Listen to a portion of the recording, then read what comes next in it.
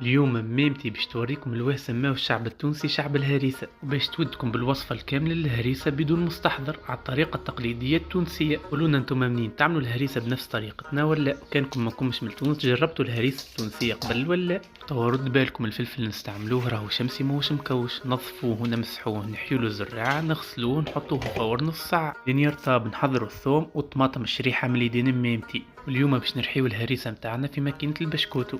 كما تراو ميمتي تزيد بشوية الثوم والفلفل والطماطم وترحي فيه. شوفوا معايا المنظر، شوفوا معايا اكل بنة بالحق تشم في ريحتها من الاكران. توا كي كملنا نزيدو زيت الزيتونة ونعجنو ونزيدو الكروية ونعاودو نعجنو الخليط متاعنا ونزيدو معاه الملح ونعجنوه بالباهي. توا بعد ما حضر كل شيء نحطو الهريسة متاعنا في فاشكة بالنار. توا نتعداو الأهم مرحلة، نحطو زيت الزيتونة وبعد نعملو كيك بالمغرفة باش يتنحى الهواء الكل كاية ونعاودو نزيدو زيت الزيتونة. متنساوش تتبعونا على القنوات الكل. كان عجبكم محتوايا اني وميمتي.